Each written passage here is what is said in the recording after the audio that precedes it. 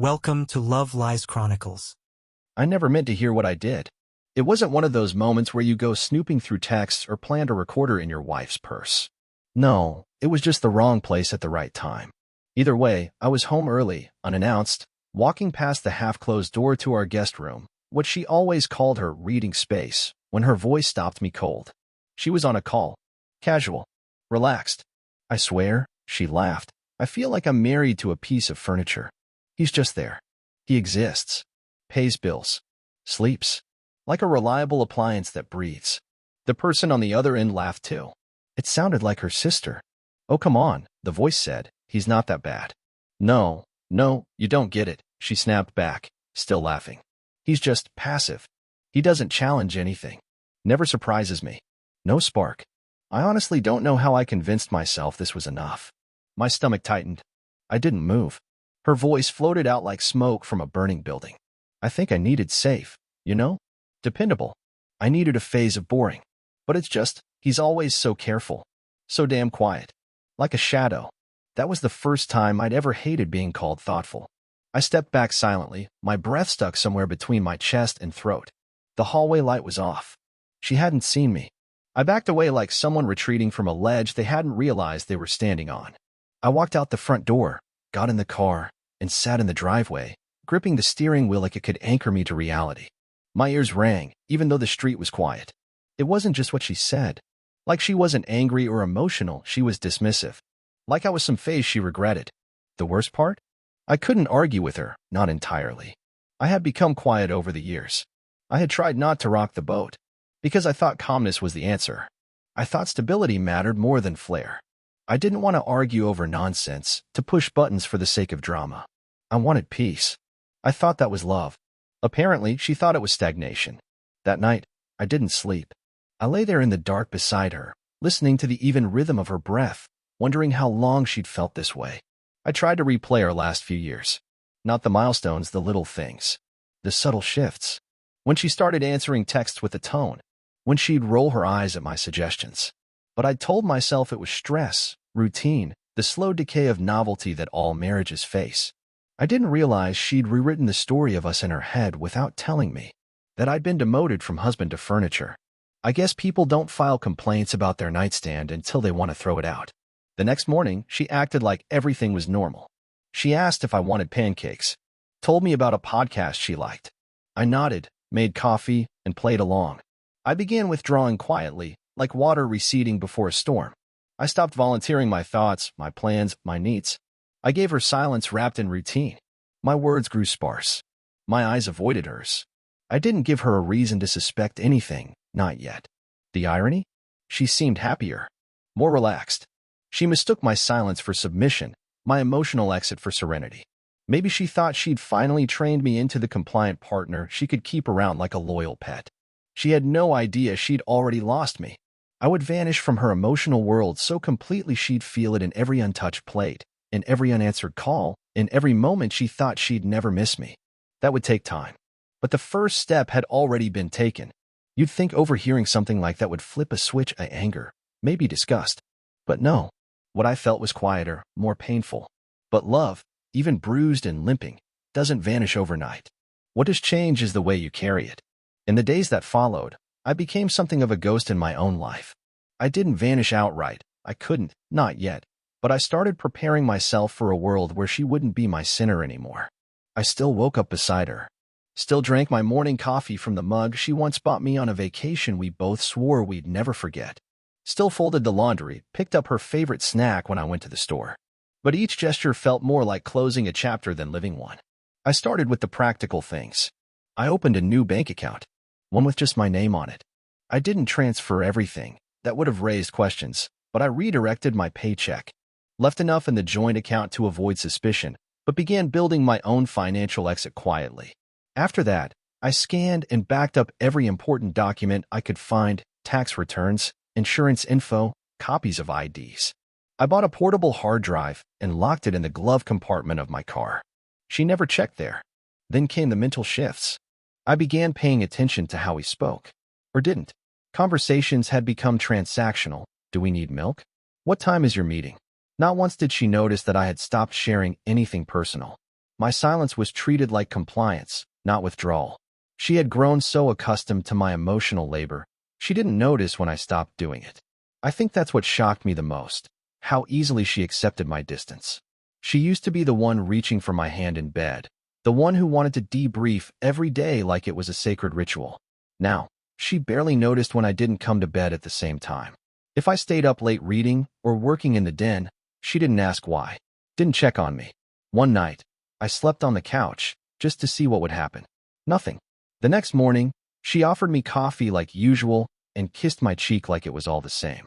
That kiss, routine, thoughtless, felt like someone dusting off an old habit without realizing it hadn't been useful in years. The more I faded, the more she glowed. She started dressing differently, bolder, more confident. I caught her laughing louder on phone calls, texting late into the night.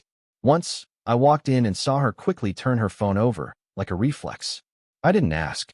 I had no interest in catching her red-handed. I already had what I needed. Her words, her growing indifference. The betrayal wasn't about another man. It was about the death of respect, the erosion of regard, the way she looked right through me and still expected me to be there. So I gave her what she wanted. I became dependable, uninteresting, and in that role, I began disappearing. It's strange, the little freedoms you gain when you stop trying to win someone back. I found myself smiling more, but never at home. I lingered in bookstores again, took long drives with no destination. I reconnected with old friends under the pretense of needing career advice. None of them asked about her. Maybe they knew better than I did how far apart we'd drifted. One evening, while she was out with her friends, I drove to a short-term rental unit I'd been scoping for weeks.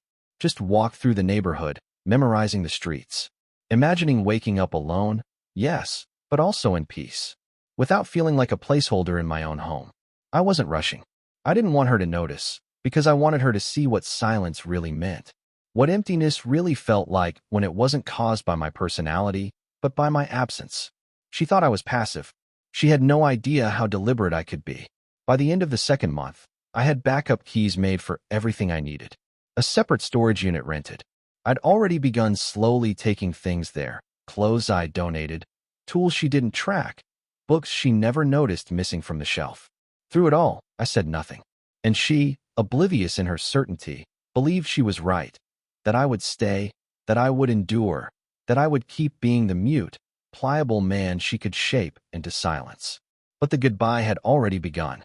She just hadn't heard it yet. She woke up to find my side of the bed cold, but that wasn't unusual. I'd made it a point over the last few weeks to be up before her, out the door before sunrise, quiet as vapor. The only difference that morning was that I didn't come back. There was no note, just the slow, echoing absence of me. The keys I always left in the dish near the door were gone. My car wasn't in the driveway.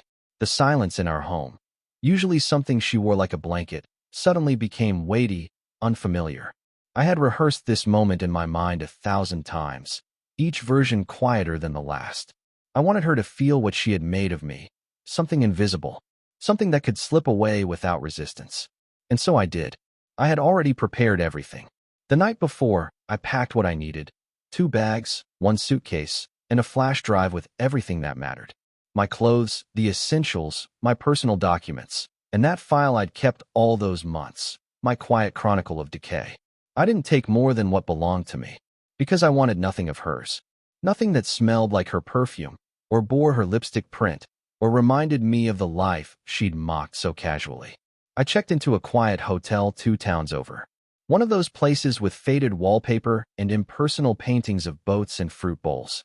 It was perfect, clean, silent in all the right ways. While she was still asleep, I watched the sun rise over the parking lot, the sky splitting into gold and gray, and felt something shift in my chest. Not peace exactly, but space. Breathing room. The start of something unburdened. It didn't take long for her to notice. By noon, my phone was buzzing with a flurry of messages. First polite, then confused, then irritated. She started with, "Where are you?" Then moved on to, "Is everything okay?" Followed by, "Are you doing this to punish me?" That one made me pause. Not once did she ask if I was hurt. Her worry was transactional, rooted not in love but in inconvenience. I didn't reply. I had already said everything I needed to say, just not with words. Her next move was predictable. She started calling. one after another. The calls reached my friends, then my workplace. I had left messages in both places. Simple. Direct. Taking time off. Don't share my location. That was it. Nobody asked questions. Those who knew me well enough understood that I wouldn't vanish on a whim. There had to be a reason, and they respected the space I claimed. Back at home, I imagined her walking through the rooms, opening doors with growing urgency, checking closets, looking for clues. But I hadn't left any, only my absence. And that, I knew, would haunt her more than any confrontation ever could. I disappeared from her life in plain sight, and in doing so, I held up a mirror. She would now have to live with the space I once occupied, every gap, every empty seat at the table a quiet indictment of her choices. I could imagine the shift, the way she'd start second-guessing everything. Did I overhear something? Was there another woman? Was this about the bills? The intimacy? She would cycle through every possibility, never realizing it wasn't about a single moment. It was about 1,000 overlooked ones. Her friends would call. Her family would whisper. She'd tell them half-truths to save face. Maybe she'd paint me as unstable, impulsive, ungrateful. Or maybe she'd say she had no idea why I left, that things had been fine. But she would know. She would replay her own words in that guest room, the ones she thought I didn't hear, and wonder how far back the unraveling really began. She would search for signs and find them too late. At night, I thought about her sometimes. Not with longing, but with curiosity. Did she still sleep on her side of the bed? Or did she spread out now that she didn't have to share? I never checked her social media. Never called anyone to ask how she was doing. That would have ruined it. I wanted her to face herself without a distraction, without the ability to spin the narrative into something neat. After a week, the texts slowed. After 2, they became sporadic. She started sending longer ones, reflective, emotional. Just confusion disguised as concern. It's strange how people can plead without ever taking responsibility. Like the act of losing you is punishment enough, and they shouldn't have to admit why it happened. But that was the point, wasn't it? I wasn't gone because she insulted me once. And now, she was the one left in silence. This time, it belonged to her. I always believed silence could be powerful, but I underestimated just how loudly it echoes when someone tries to fill it with denial. 3 weeks after I left, I received my first email from her. It was long, wordy. She began with uncertainty, confessing how confused she was, how shocked she felt waking up to find me gone. "You've never done anything like this," she wrote, "and I don't know how to explain it to anyone." That line stuck with me because it showed her priorities. She wasn't devastated because I was missing from her life. I hadn't screamed or thrown things or stormed out. I had left with the same composure I used to bring her coffee on Sunday mornings. Her message didn't contain any questions that mattered. No real curiosity about what pushed me to the edge. Instead, it was padded with vague references to our history, casual acknowledgments of our rough patch, as if years of emotional neglect and one humiliating insult could be swept under the rug of momentary distance. She mentioned therapy. We could talk to someone, she offered. Work on communication. I imagined her sitting at the dining table as she typed that, maybe sipping wine, already rehearsing how she'd present herself in front of a counselor. I didn't reply. It wasn't punishment. It was clarity. She wanted to fix the optics. I was no longer interested in managing appearances. A few days later, another message followed. This time, more frantic. "You can't just disappear and expect everything to stay still," she wrote. "People are starting to ask questions." There it was again, people. Her audience. The invisible panel of judges she performed for, whose opinions weighed more heavily than any promise she made to me. Our life had become something for her to narrate. I was the co-star who walked off set without warning, and now the script had collapsed. I heard from a mutual friend shortly after. We hadn't spoken in years, not closely, but she reached out with a message that began with, "I'm not trying to get in the middle of anything," which of course meant she was. Apparently, my wife had begun telling people I was having some sort of midlife crisis, that I'd grown emotionally erratic, that she was worried about me. I almost laughed. The truth was far simpler and far less convenient for her image. I didn't leave because I was unstable. I left because I was tired of pretending that being unappreciated was normal. Eventually, the gossip circle began to turn on her, just enough to bruise her carefully polished image. One of her friends, someone she used to vent to about me, let something slip in the wrong company. A third-hand comment made its way back to an acquaintance of mine. Something about her saying I lacked ambition, that she was waiting for a reason to move on. I never needed to say a word. People connected the dots themselves. Some began questioning her story. Others remembered the way she talked about me at gatherings, the way her compliments always carried an undercurrent of sarcasm. The sudden disappearance of someone like me, a man who had always been present, consistent, reliable, didn't match the narrative she was spinning. Her control over the story started to fray. I received another email, this time shorter, less defensive. "Please," she wrote. "Can we just talk?" Just that word, talk. As if talking had ever been the issue. As if conversation could undo months of indifference or erase the sound of her voice describing me as an emotional burden to someone else. It was around that time I found out she had begun therapy, alone this time. A mutual acquaintance mentioned it in passing, clearly expecting some reaction from me. I gave none. Good for her, I thought. Maybe now, with no one left to blame, she'd be forced to face herself. In our old house, she now moved through rooms that remembered me. The mug I never asked her to throw out. The shelf with a gap where my books once stood. The bed that still had a slight dip on my side. I hadn't taken much, but what I'd left behind whispered louder than anything I could have shouted. They say the absence of a person isn't what hurts. It's the absence of the version of yourself you were when you were with them. She had wanted a version of me that stood still while she drifted. What she got was a vanishing act so precise, so absolute, that even her apologies had nowhere to land. And still, she kept writing. Another email came in the fourth week. A different tone. No pretense. Just a single paragraph. "I know you heard me that day. I replay what I said constantly. I don't know why I said it. Maybe I meant it, maybe I didn't. I was angry. I was stupid. I never thought you'd actually go." I read it twice.